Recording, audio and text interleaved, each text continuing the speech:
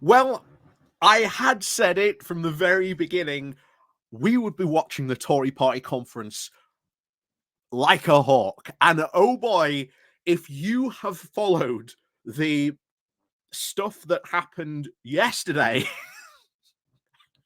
oh boy, who knows what can happen in the next 24 hours at this Tory conference.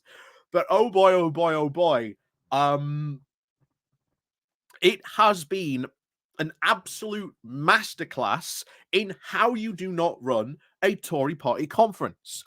Because you do not run a Tory party conference when your party is divided, shattered into different warring factions of the same ideology that cannot even agree on the direction it wants to go.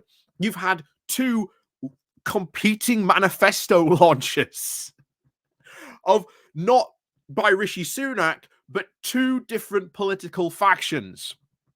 Then you have your Chancellor, Jeremy Hunt, who the audience had been enthralled by the past 40 minutes of sheer absolute boredom, thanks to James Cleverly, not complaining, but bragging, shall we say, more about the fact that he's been flying to all these different places, first class, doing, well, nothing, pretty much.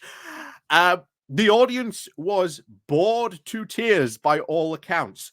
And there are photos constantly coming out of people asleep in their seats yesterday.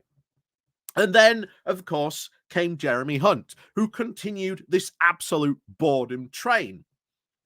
Meanwhile, of course, just a few doors down, the room was packed to the rafters. There was buzzing energy. All these people to see who might you think? Well, it's none other than the former leader stealing the spotlight from Jeremy Hunt, because everyone was clearly asleep in that hall. And, well, if you've seen the pictures, barely even half full, if that.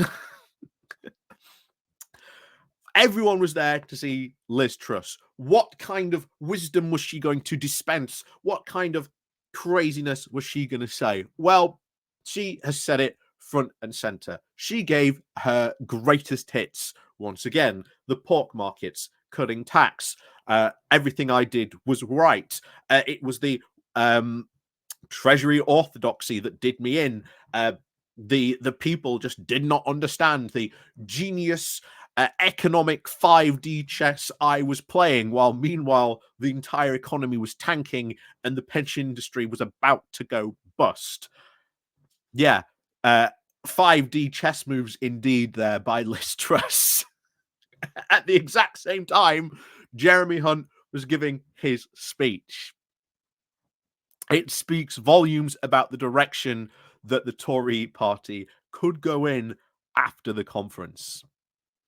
But meanwhile, of course, another political masterclass, which I'm sure people will be discussing for years and studying for years, of why you do not let a decision like HS2 linger over and go into the conference, because this has not been firmly dealt with. And as such, Rishi Sunak has completely derailed his own conference.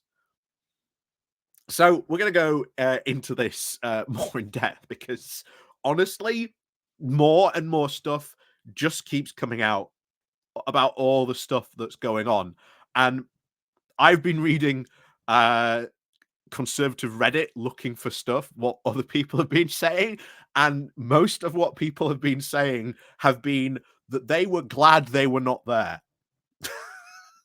So before we go more into talking about, well, Rishi Sunak, well, derailing his own conference, please do remember to click on the like, share, and subscribe button. And of course, down below, there are links to my Patreon page and an official link called Buy Me Coffee, where you can, well, buy me coffee. And of course, as always, thank you very much to all those people who do help and support the channel that way. And of course, there is the Pony Club down below as well.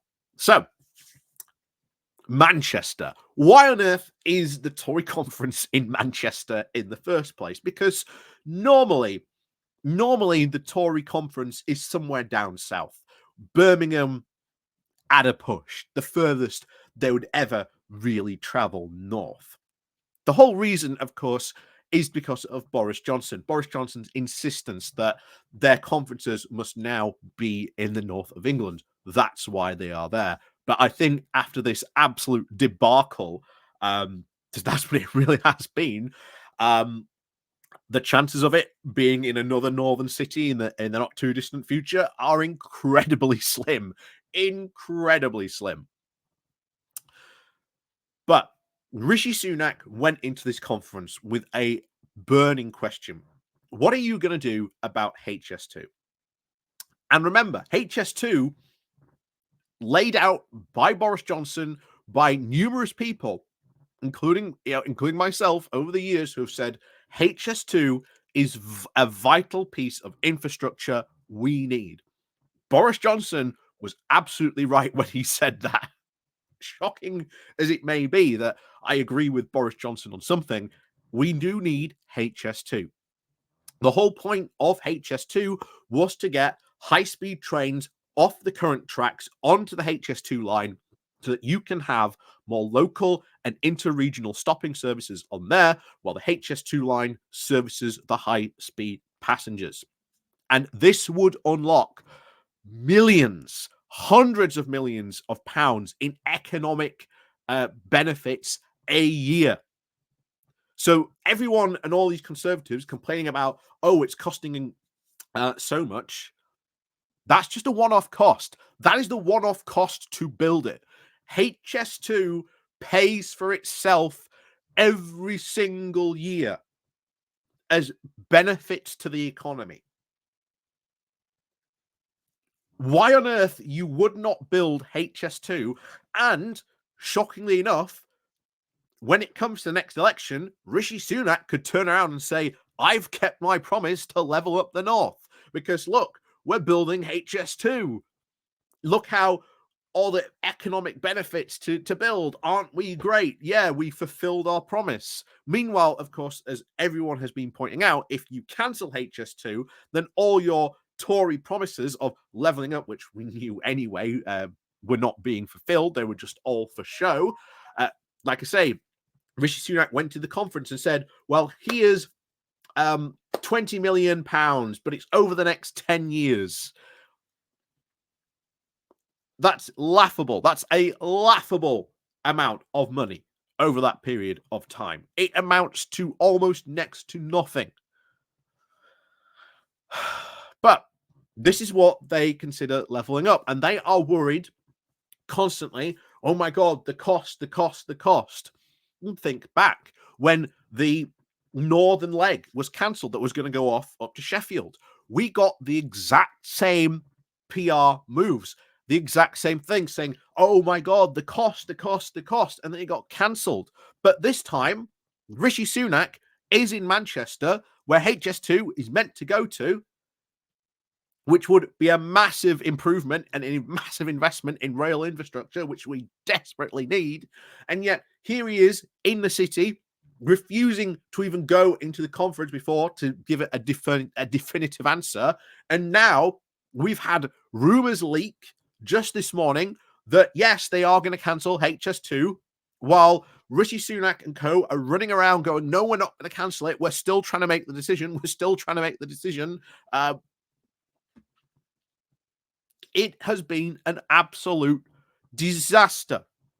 Sunak has completely derailed his conference over this, because this question, until Rishi Sunak gives a definitive answer, this ain't going away. This question over HS2 is not going to go away. It has completely overshadowed everything else that has gone on in this conference. Even the fact that you had these two competing rival speeches between Jeremy Hunt and Liz Truss has been completely overshadowed because of this. It has been an absolute disaster of a conference. And Rishi Sunak's speech is tomorrow. And I have said it multiple times. He has to give the absolute performance of a lifetime if he is to stand any chance of surviving. Because there are people waiting in the wings who would love to hear that after this conference, after he's given his speech, that the reason goes out to the Tory party, we cannot continue with Sunak. Sunak was a bad decision. And this, well, if that happens, remember, next month, well, soon, should we say this month, probably I think at the end of this month indeed, his protection comes up.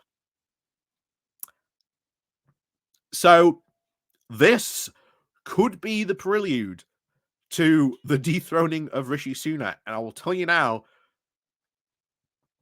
Sunak does not stand a chance because his speech is not going to go down well.